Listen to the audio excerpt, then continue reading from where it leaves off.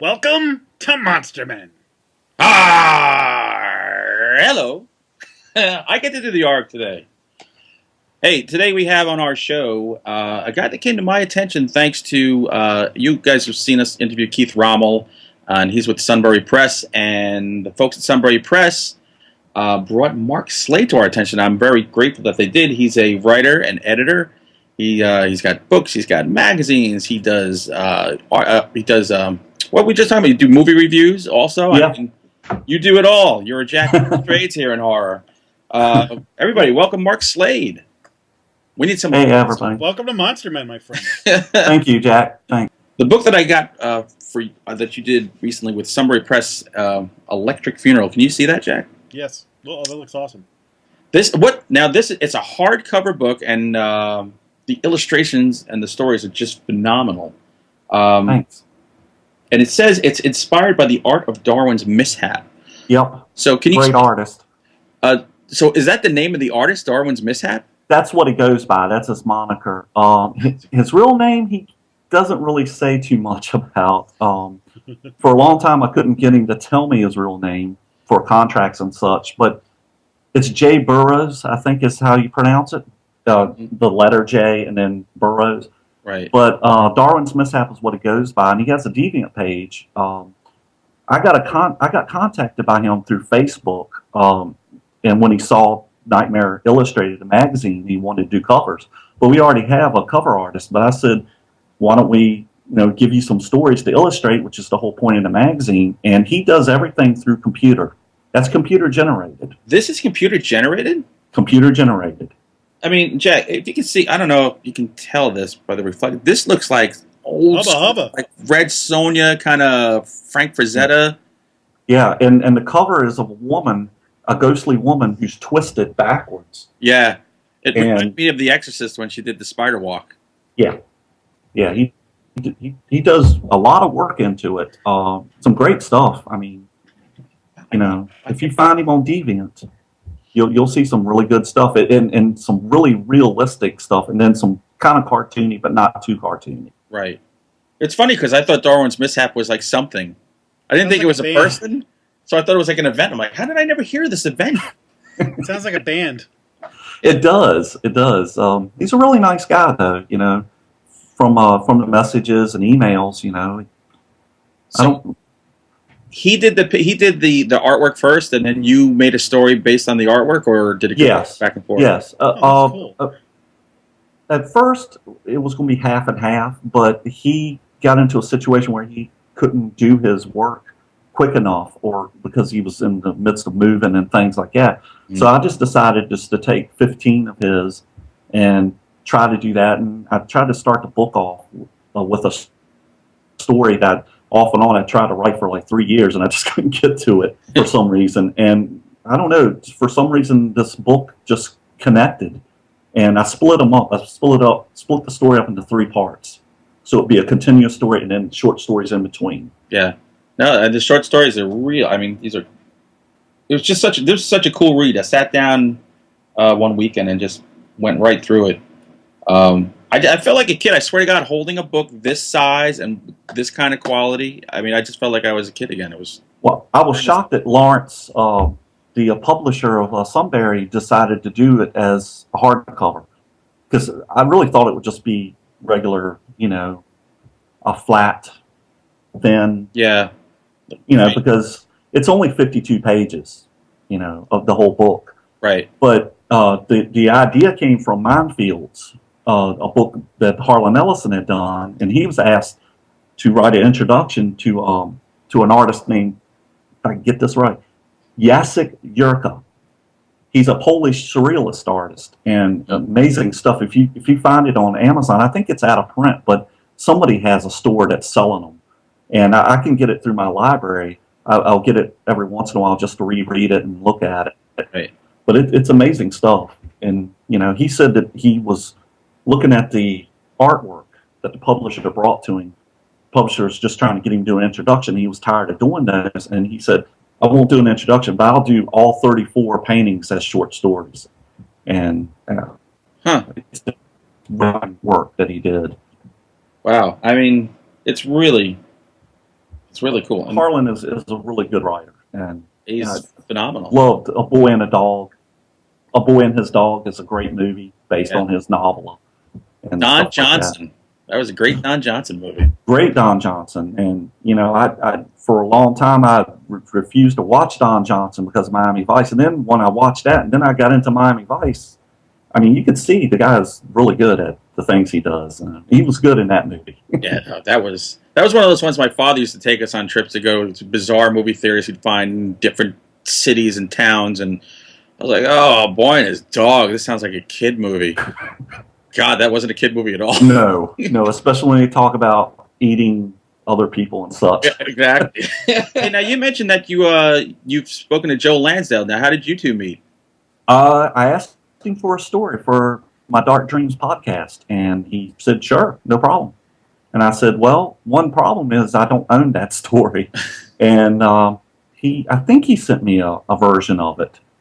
No, I'm sorry. He had just uploaded it onto his website, and he said, here it is, so go ahead. And, oh, wow. Yeah. And he's let me do a couple of his on there. So, and I actually sent him a copy of that, Electric Funeral. He is one of my favorite authors. I actually met him once, and I made him sign a book to Hunter. I'm your biggest fan. Love, Joe. I bet he was glad to do that. He was like, are you sure you want me to write that? I'm like, absolutely. He goes, okay.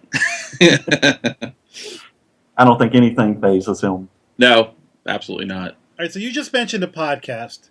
You've got this book. Why don't we back up and let you introduce yourself to everybody? Because you're sort of a man of all, jack of all trades here. So let's hear how you describe yourself and what is like the primary. Your primary thing is writing. You're podcasting. You've got a magazine. So let's get all of this out on the table. I don't know how to describe myself. Who is Mark Slade?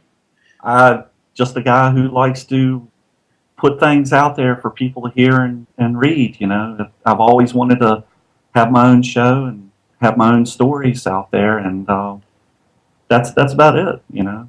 Now, how long have you been writing and publishing? Not very long. As far as publishing, and even that is a tricky thing.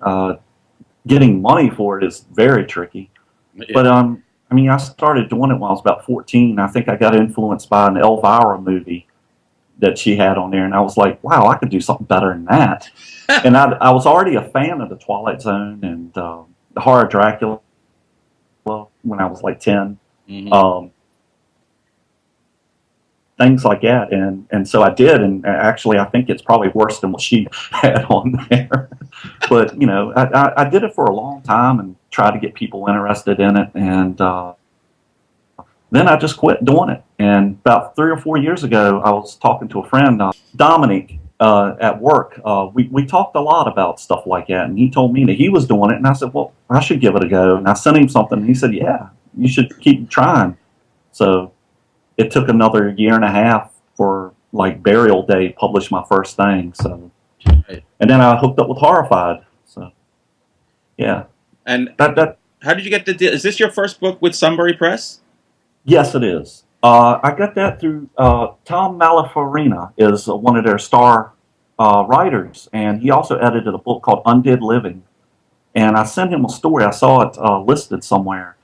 And I sent him a story called The Price of Rice, which is one of my ghost stories. And then I didn't hear anything from him for like 6 months. And then I got an email just out of the blue, and he said, hey, your story's accepted. And I was like, okay, great. And I looked him up on Facebook, and then we got to talking on that. And I said, hey, you know, I had this idea for something. It's just a little small book. It's nothing big. And he said, well, here's the publisher's email, so send that to him. So I decided, I looked it up on Wikipedia was the best way to get somebody's attention on that. And of course, you know, it said just to write a summary of it, you know, to the best that you could. I did, and again, I didn't hear anything for like a month or two. And bam, he emailed and said, okay, I think we can do this. Do you have them in high res? Of course I didn't. Yeah. And then he's like, do you own the, you know, copyrights to this? And of course I didn't. But by that time, I was already writing the stories for him. I didn't care if anybody was going to take it or not. I was just going to go ahead and do it based on that. And he said, see if you can work out a deal with the artist, and I'll do it. So it was that easy. Wow. There's a lot of horror fans out there who want to be writers that are tearing their hair out, going, "No, it's taking me." I know. No one will be a overnight sensation. I mean, even Clive Barker will tell you it was not overnight. It just was all by chance. And any success that any of the older writers would tell you is that they still lived in slums for many years before they got any kind of good paycheck. So exactly. But I enjoy all this, creating and collaborating. I think this whole horror community, if you're not doing it for the love, you're in it for the wrong reason, because you may or may not get financial satisfaction or success, but there's a lot more to it. There's the art, the creativity, the community, and the relationships that come from just getting out there and doing stuff that make it worth it. And then you never know what's going to happen once you start doing stuff. That's true. You never know who's going to see what you're doing. Right. Great show. Hey, now, how did you get into the magazine game? I pitched it to Horrified Press, who published my first book. I'd always wanted to do something like that, and EC Comics was really the main inspiration, because they used to do something called pictofiction. The whole idea, really the reason for Nightmare Illustrated, is that there's a big picture and then there's text under it, or there may be a series of them. Unlike like comic book would be in panels, right? And it's hard to get artists to understand that part too. So we just take whatever they give us, right. Which is fine. So what's the gist behind the magazine? Is it stories? Is it articles? Is it art? Is it a little bit of everything? Oh, it's stories. There's an articles. It's articles by, I can't remember her name because she's a friend of Nathan Rourke, who is the publisher and co-editor, and she does video game horror articles, and I do interviews with some people, mostly writers, and always ask them silly questions like what's their favorite Jerry Lewis movie, and they'll answer. Seriously. So I don't think I can answer that one. Well, we'll have to get you in the magazine, see if you can answer it. I have to think about that one. Now, as if you haven't done enough, you also have anthologies. Yeah. Sleep. Oh yeah. Yeah. All right. So tell us about the anthologies. The first one is Blackout City, which started out as a podcast, and that's like a crime noir horror. Mm-hmm. Futuristic too, alternative history, whatever tag you want to throw on it, but that's what it is. I got together with I think it's 13 writers, and I co-created with Frank Larnard, who's another great writer from West Virginia. He puts out a lot of stuff. Probably the most successful of all the people I know, because he's always publishing with a lot of different anthologies. Right. But we come up with this idea. I told him originally I want to do it as a steampunk, and he says, no, let's not do any steampunk. I said, I think you need to make him more like, like a crime, crime noir, a private investigator. And I was like, yeah, that sounds good. And we just, through messages, we just come up with this idea, and then he come up with the name of the guy's named Joe Smoke, which I couldn't come up with an idea for his name for some reason. Right. And what it is that it's a shared world where everybody writes about the same characters that we created, which is only 2 or 3 characters. Joe Smoke, the main guy, and it's set in alternate 1960s. He's was in a bar fight, lost his identity. Somebody took his identity card, which made him a blank face, which is against the law. And so he has to take these drugs to help. He gets a new face every story. So it's a great idea. So they can just come up with whatever they want as long as they stay within the boundaries of his character, which he's that type of character. He'll fit right in with L.A. Confidential because he's not a nice guy whatsoever. Yeah. He's like a Humphrey Bogart crossed with Zelig. Yeah. That's a good, Zelig, definitely. But also, one of the things about it is he's always battling the L.A. cops from the 1960s and 70s, and they use robotic policemen Of course. Which is called pigs, which is the term on the streets, pigs. That's what they call them. And yeah, it's a lot of fun. It's a lot of fun stories in it. That sounds really cool. And is that available right now? Can folks? Yes, it is. Yes, it is. And the podcast probably could find it. A few episodes. Yeah, so you're a 60s and 70s horror guy. Oh yeah, love it. You're writing reviews of old movies? Yes. I try not to go any further than, I think, 2005, which was sort of the editor, Kenneth Gallant's idea. I went to him and I said, I got an idea for this from the grave. And I wrote a Cronenberg piece that he liked. And because he's a big Cronenberg fan, as he would be from Canada, Yeah. But, he's a great guy. He's really creative. Which magazine is this?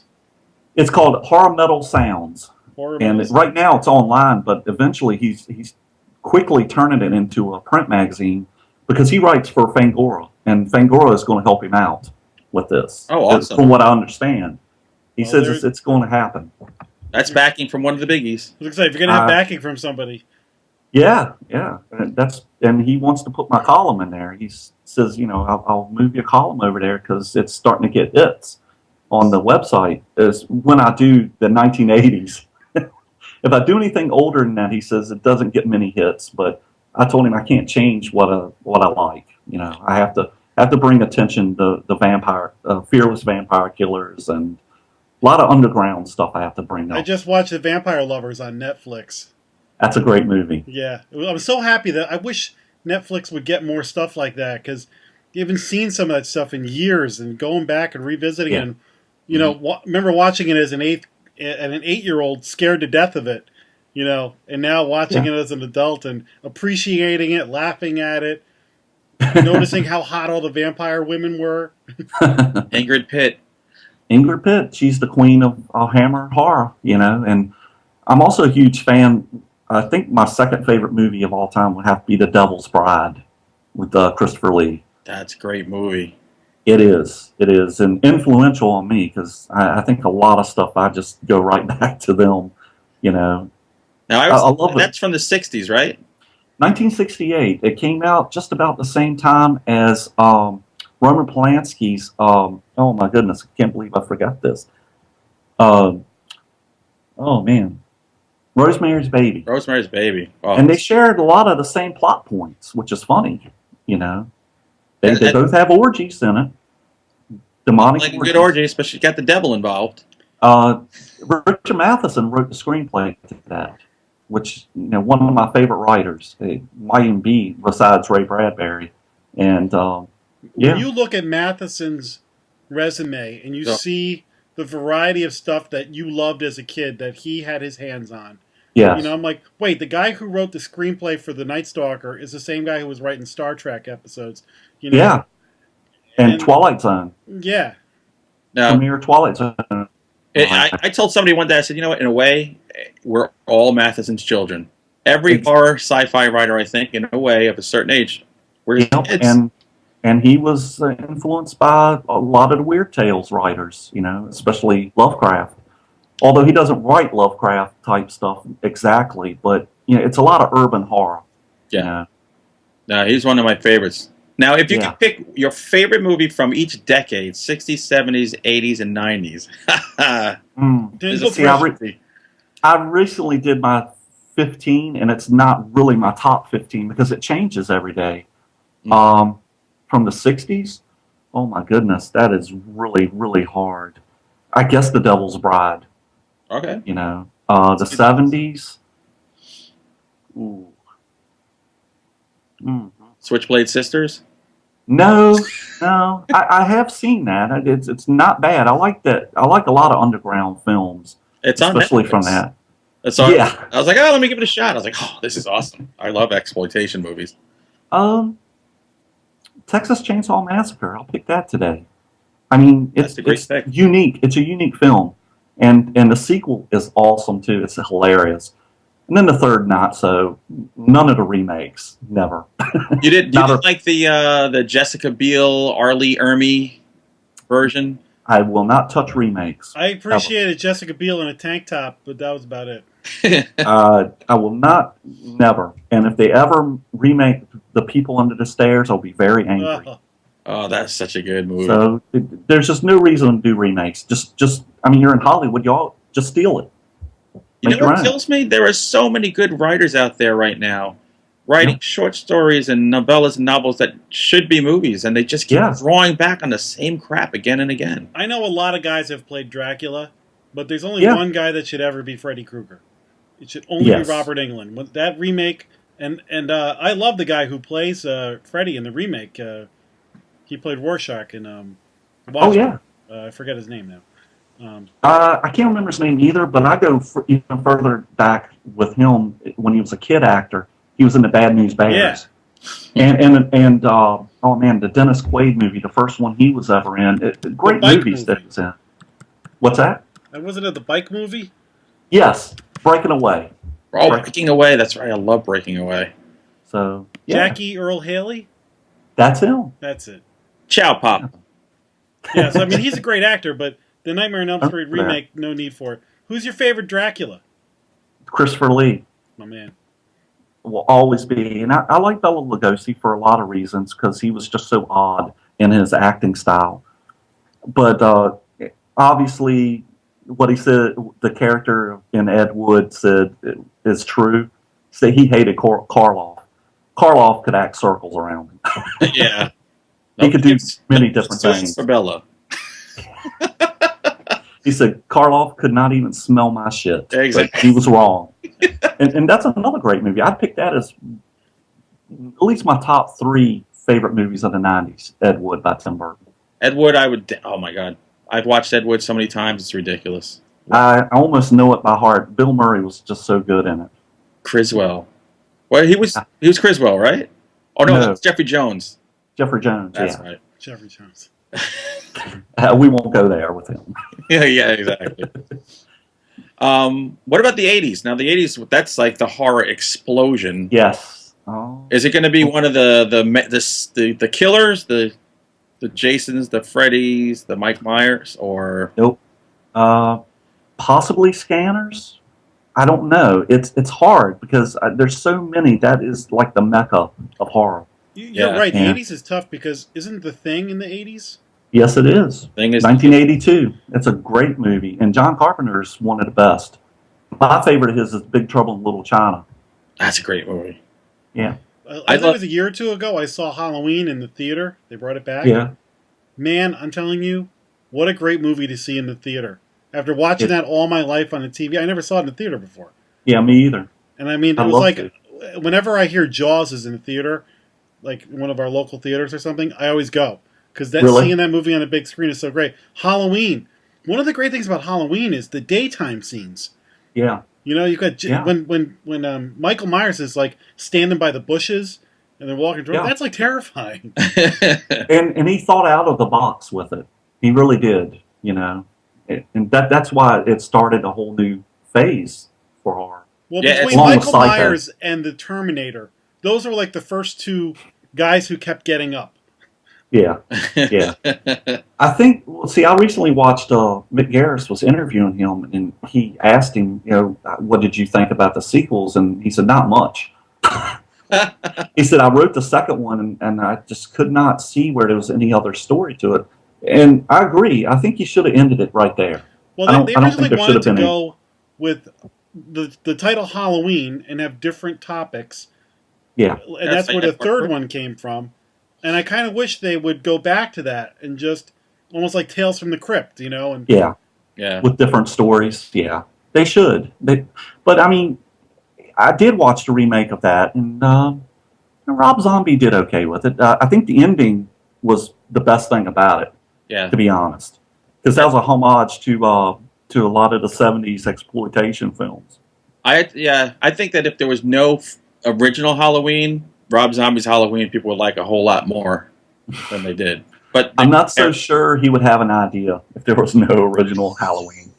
Come on. I'm not putting him down. He knows how to make a film, and he knows what he likes, and that's great. Yeah. Although, he's a heck of a singer. Well, not a singer, but a heck of a musicianship. As far we as love Rob music. Zombie here, but we want our money back for Lords of Salem. I have no idea. I've never seen it. I've heard bad things, but then again, I mean, I did a review of Carpenter's In the Mouth of Darkness, and I heard bad things about that. And then when I watched it, I was like blown away. It was amazing. Well, if you see Lords of Salem, just drink like a 12-pack, and then sit down, and maybe it's going to make sense. A 12-pack of Tab? A 12-pack of the worst rot gut beer you can find. In the Mouth of Madness is one of those movies I need to revisit. I haven't seen it in years. And like Event Horizon, I saw it like when it first came out, and then I didn't really think much of it. And then I watched it a few years ago, and I was like, "Oh my god, I love this movie!" So I need to go back to In the Mouth of Madness. All right, we got a couple more minutes, guys. Let's okay. Let's wrap it up. So this is great. I'm enjoying the. Yeah, we could talk movies all night. Yeah. I mean, I was gonna say I just got Motel Hell and in the mail the other day. And the Funhouse. Those are two of my favorites from the '80s. I could watch those. Good movies, especially Funhouse. Yeah, Toby Hooper. What was Dawn of the Dead? Was that 78? That was 78, 79 actually. Yeah. I was 10. It's a great movie too. I remember, what's that? I was 10 years old when I went to the movies to see that. Oh, see, I didn't get to see a lot of those in the movies. I got to see them on syndicated television. Oh, I saw Dawn of the Dead when I was in high school. We were looking for a movie theater, probably near where Hunter grew up. We live about a half hour from each other in the Connecticut-New York line. And as high school kids, we jumped in the car looking for Led Zeppelin, The Song Remains the Same. And we got lost. This is way before GPS or anything. And we found this movie theater that had two theaters, and one was Kentucky Fried Movie, and the other was Dawn of the Dead. So me and my friend Tom went in and saw Dawn of the Dead. The other guys went into Kentucky Fried Movie. Kentucky Fried Movie is like an hour shorter than Dawn of the Dead. So they were all sitting in the car freezing while our lives were changing in front of us. Just like, this is the greatest thing I've ever seen on film. Like, and we were zombie fans way before it was cool to be a zombie fan. Well, that's funny because you mentioned Song Remains the Same is one of my favorite movies too. I'm a big Zeppelin fan. So you can't beat that Celebration Day version in that. No, you cannot. But Kentucky Fried Chicken's a great film too. You have to give Landis for that. I got to see boobs. I was very happy I saw that. Well, the whole thing with the chemical that they made up and said if that was never existed, then this lady's brassiere would not be on her, and all of a sudden they drop down. They just drop to her knees. The kid's prosthetic leg goes out. Yeah, and there's just so much offensive humor in it. It's that's a movie I hope the younger kids are able to catch up and watch. It's a classic. I would say show it to kids in the 3rd grade. Get them started early. Exactly. That's your birds and the bees conversation right there. There you go. You'll get all you need from there. So, where can people find you? Where can they find your books? What's the best place to? Bloodydreadful.blogspot.com is my website. My books are usually on Lulu.com through Horrified Press or through Sunbury. Fantastic. And I'm sure, have you been to the Sunbury store? No, I have not. I need to go. It's not that far from here, but I'd love to go. Have you been? I haven't, but I saw pictures of Keith, and he was standing by like 9 shelves of all his books. I'm like, that is like the biggest ego boost of all time if you can have like a store with that much of your books. I saw that picture. One of our bucket list things is to do a Monster Men show from that store. Oh, that would be a good idea. If those people watch this show, that was our ask right there. There we go. Well, I'll tell you what, we'll do a bunch of it. We'll rotate in all the horror authors and do interviews right from the store. How great would that be? Spend a whole day there. I think it would be a good idea. Email Lawrence Knorr. He's the publisher, so that's what we're going to do next. All right, man. Mark, hey, thanks so much. I know we've been trying to get you on. I'm really happy to have you on the show, man. Thanks. I appreciate you guys having me on. You can come back anytime. Oh, okay. Thank you. Yeah, and chime in on when we do episodes. I'd love to get your opinion on the stuff because we talk about old movies and new movies and whatever the hell else books we watch. So it's always fun to get the other guys and opinions on stuff. And so you're nuts. That movie sucked. Are you crazy? Well, I'll tell you what. Coming up, I'm gonna do a column on Night Stalker. Oh, the very first one. Hold on. Okay. Uh-oh. What are you getting, your Kolchak hat and recorder? You lucky guy. My most prized possession. I know what episode that is from. That is the episode where he burned down L.A. and he set fire to the Hollywood Tea, right? Isn't that what it was? The female vampire. The female vampire. It's a great episode. That is one of the best episodes. It is. And much better than the one about the Indian with the magic. That wasn't very good. Richard Keel just passed away. That's right. Yes, he did. Sad. But I always liked the episode with the zombies and the mafioso. That zombie, when he's sewing up the mouth, yeah, that was the best. That's my kind of zombie. I like the island zombies much more than what's currently zombie. Well, they're more exotic and they just seem scarier because we know so little, you know? Exactly, because, you never know who's putting that zombie in your house. The great thing about the Night Stalker TV show, the movie is formed me as a little kid. And then the show, actually I saw the show before the movie because the movie the show came on and I was like, wait, there's a movie too? But the great thing is the show is hit or miss. There's some fantastic episodes and there's some weaker ones. But even in the weaker ones, Kolchak's so funny that you'll watch it anyway. Just like, that werewolf is obviously a Woolworth's mask on a guy in a boat. But even the worst episode is great. Well, the connection between that and Dark Shadows, right? Because the creator of Dark Shadows directed the first two movies. Which Darren McGavin hated working with him. They could not stand each other. That's why he had nothing to do with the TV show. It was all Darren McGavin that got the show going. And the first movie is like, the 1970s biggest TV movie in ratings of all time. Mm-hmm. For good reason.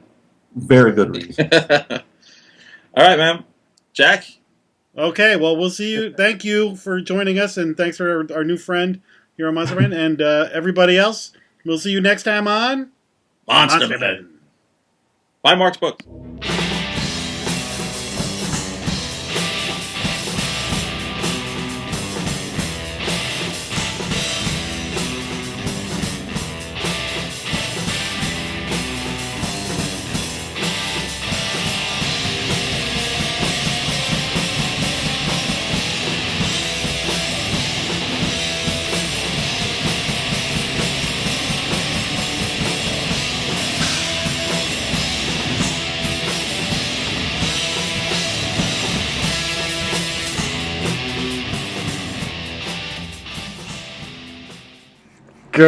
Arg.